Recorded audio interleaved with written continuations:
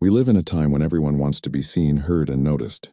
But what if I told you that Jesus himself, the one who had every reason to be among the crowds, often chose to distance himself from them? Why did the Son of God, who attracted thousands with his word, prefer the silence of the desert to the voice of applause? What was it about this separation that most people never understood? Today you will discover that this gesture of Jesus carries profound wisdom, a lesson about purpose, inner peace, and spiritual discernment. And if you feel like the world is sometimes too noisy, maybe this message is exactly what you need to hear today. Before you begin, subscribe to the channel and activate the bell, not only to receive more videos like this, but to feed your soul with reflections that help you reconnect with what really matters, the presence of God in your daily life. In Jesus' day, Israel lived in a time of intense spiritual expectation and political oppression. The people awaited a Messiah who would free them from Roman rule, someone who would come with power, sword, and glory. When Jesus appeared, performing healings, miracles, and speaking with authority, the crowds began to follow him. It wasn't just curiosity, it was a thirst for hope. His every gesture rekindled the flame of liberation. But there was something curious about these crowds. They didn't always understand what they were seeking. Many saw Jesus as a solver of immediate problems, the one who multiplied bread, cured diseases, and freed the demon-possessed. Few realized that the true purpose of his words was to free the soul, not just the body. The crowd, therefore, represented the human search for satisfaction without transformation. The constant presence of the crowds created an atmosphere of pressure. Everyone wanted something from Jesus: healing, an answer, a sign. And yet, he never let himself be overwhelmed by this collective energy. There was a serenity about him that contrasted with the hustle and bustle around him. Jesus knew how to discern between sincere outcry and superficial enthusiasm, and this explained his reserved demeanor at times. What few realize is that behind every miracle, there is also a subtle teaching. The kingdom of God is revealed not only in spectacle, but in the silence of the believing heart. When the crowd saw a sign, he saw an opportunity to awaken faith. When others sought applause, he sought transformation. Therefore, his attention was not on the crowd, but on the individual. And it is precisely at this point that we begin to understand why Jesus, amidst so much recognition, chose to withdraw. The applause of the crowds never moved him. He knew that the same people who exalted him with hosannas would be the same ones who would shout, "Crucify him." Jesus wasn't looking for numbers. He was looking for true followers, and sometimes silence was the only way to rediscover one's purpose. There's a recurring phrase in the Gospels that many pass over too quickly. But Jesus often withdrew to solitary places and prayed. Luke 5:16. This wasn't an occasional act, but a constant pattern in his life. After healing, teaching, or confronting, he would withdraw. To many, this might seem like disinterest, but it was actually spiritual discipline. Jesus understood that the sound of human voices could not replace the Father's voice. In the Bible, the desert has always been the setting for encounter. It was in the desert that Moses heard the voice of God, that Elijah rediscovered his purpose, and that Jesus himself overcame temptation. The desert represents the space where the noise of the world ceases and the inner self is revealed. When Jesus went to these lonely places, he didn't run away. He went deeper. He sought the source of the strength that sustained him before the crowds.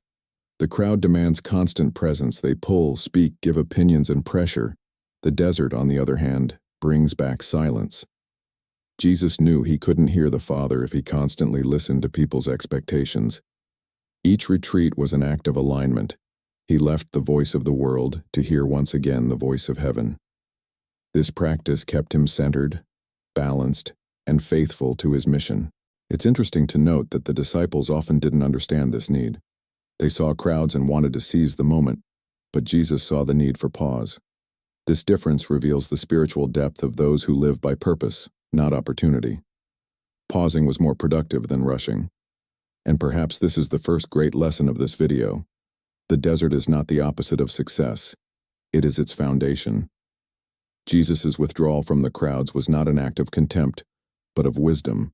He understood something the modern world has forgotten. Those who don't know how to withdraw end up getting lost in the noise of the applauding voices. Jesus' silence always had profound meaning. In a world where everyone wanted to be heard, he often chose not to respond.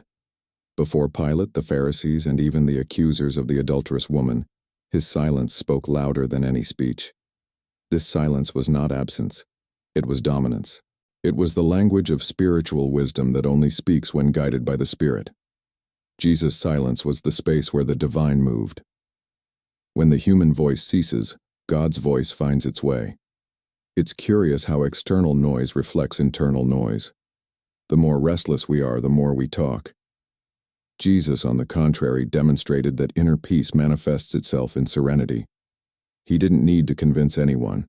His presence was enough to reveal the truth.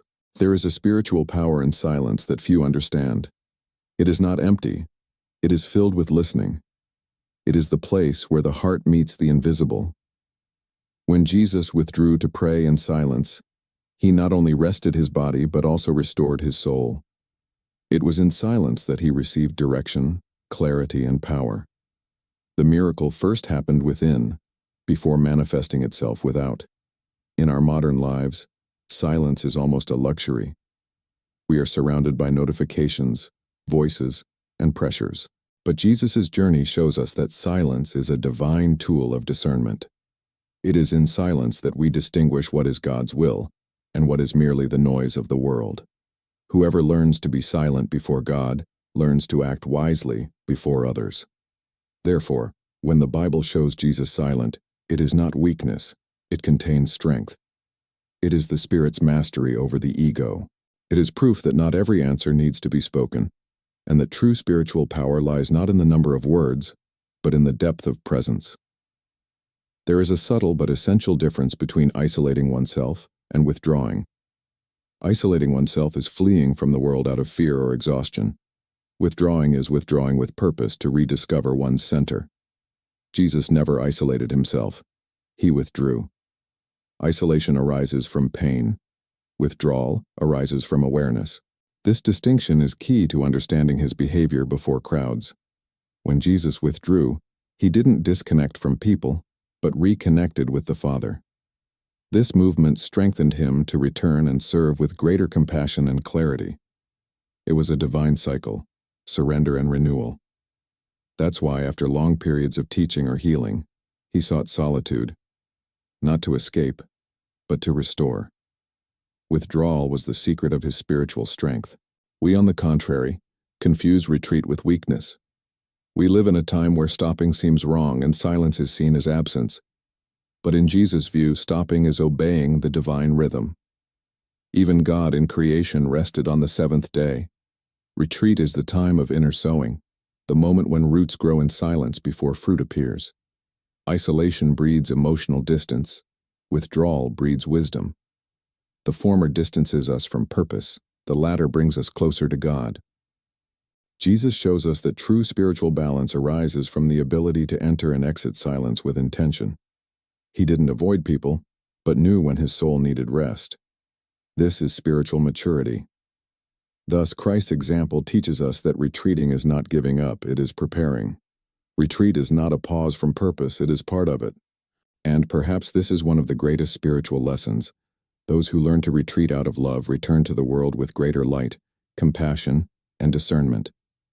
Even though he was the Son of God, Jesus prayed constantly. This simple observation reveals something profound. Even those who were one with the Father felt the need to reconnect with him. Jesus' prayer was not ritual, it was a relationship. In moments when the world cried out for miracles, he sought silence and communion. This is the essence of true spirituality, taking pauses not to escape life, but to align with life's divine purpose. When Jesus withdrew, it was not just to rest his body, but to restore his soul. Prayer was the point of realignment between the human and the divine. He prayed not to change God's plan, but to adjust to it. This intimacy with the Father kept him centered amidst the chaos, immune to the pressures and expectations of the crowds. It was there, in the secret, that he found direction. The scriptures show that Jesus prayed in all circumstances, before choosing his disciples, before miracles, and even before the cross. This demonstrates that his public strength was sustained by his private life. Those who saw him in action saw the reflection of an intimate life of prayer. This is one of the greatest spiritual curiosities of the Bible. The strength of the public Christ came from the hidden Christ.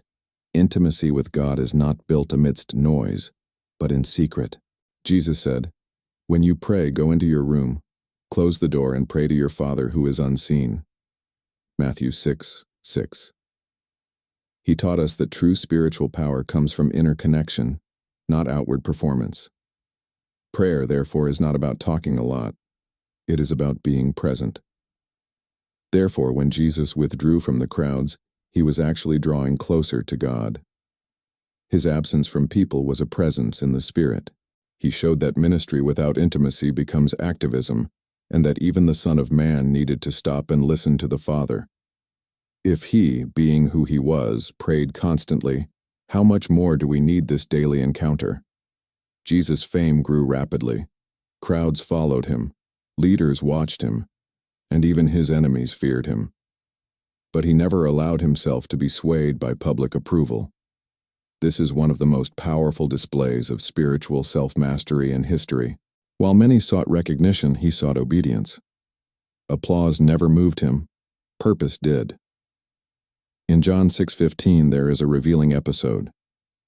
Jesus, knowing that they were going to come and take him by force to make him king, withdrew again to a mountain by himself. Even in the face of human glory, he chose anonymity. This decision shows that Jesus recognized the subtle danger of idolatry. Not the idolatry of idols, but the idolatry of images. He knew that people's approval is fickle, and he preferred to please the Father who sees the heart. The temptation of fame is one of the most silent, but also one of the most destructive.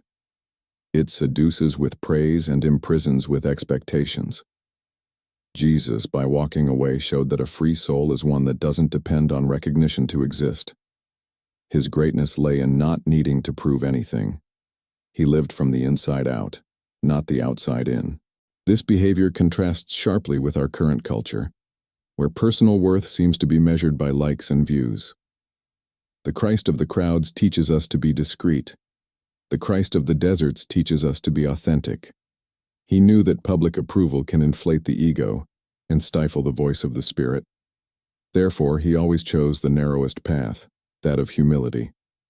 Ultimately, Jesus' withdrawal from the crowds was also a way of resisting the temptation of spiritual vanity. He didn't need to be seen to fulfill his purpose. And perhaps this is the greatest curiosity of all. The Savior of the world chose the simplicity of silence over the seduction of fame. He knew that those who seek the world's applause rarely hear the voice of God. Many imagine rest as the opposite of productivity, but in biblical spirituality, it is part of creation itself. God rested on the seventh day, not out of fatigue, but to establish a sacred rhythm of balance. Jesus, following this principle, also retreated after long periods of teaching and healing. Rest was not an escape, but a source of strength. He understood that body and soul needed to align for the Spirit to flow fully. Each moment of retreat was a form of spiritual regeneration. By withdrawing, Jesus recharged his inner energy and renewed the focus of his mission. This shows that even divine life incarnate respects human limits. This intentional pause was a gesture of wisdom, not weakness. In rest, he prepared for the next step, demonstrating that action and rest are part of the same divine movement. Jesus' rest was also an act of faith. When we rest, we demonstrate trust in God, as if to say, even when I'm not acting, the Father continues to work. This kind of trust frees the heart from anxiety and control. Jesus didn't need to be constantly on the scene because he knew that God's plan depended not on visibility, but on faithfulness. Lack of rest breeds confusion and exhausts the soul. Christ himself invited us, "Come to me, all you who labor and are heavy laden, and I will give you rest." Matthew 11:28. He knew that human beings wear themselves out trying to carry what only God can carry. By withdrawing from the crowds, he also taught us the path of restoration, not through excess, but through surrender. Therefore, spiritual rest is strength disguised as stillness. It is in retreat that thoughts are reorganized, faith is strengthened, and the heart returns to beating in the right rhythm. Jesus showed that true power lies not in doing more, but in doing with purpose. Those who learn to rest in God discover that pause is also a form of prayer. In a world that glorifies exposure, Jesus' example is almost a silent scandal. He had every reason to be seen, and yet he chose to disappear. He could have sought fame, but he chose the desert. This invites an uncomfortable question. Do we still know how to be alone with God? Or have we become dependent on the validation of the digital crowds we now call followers? Christ's lesson is timeless. Value lies not in how much we are seen, but in how true we are. Stepping away from the crowds is sometimes the only way to hear your own soul. Jesus showed us that it is in silence that identity is revealed, and that when we stop trying to impress, we finally begin to transform ourselves. Retreat is an act of spiritual courage, the same one he practiced. Every time we choose not to react, not to justify ourselves, or not to show off, we are, in a way, imitating Jesus. He didn't need to prove who he was. His light spoke for itself. And similarly, when we align ourselves with the Father in silence, our very presence begins to reflect something divine. Recollection breeds clarity, and clarity breeds purpose. We live in an age of haste, but the Spirit moves slowly. Jesus teaches us that spiritual growth is made of pauses, not rushes. When he stepped back, he wasn't wasting time. He was sowing eternity within himself.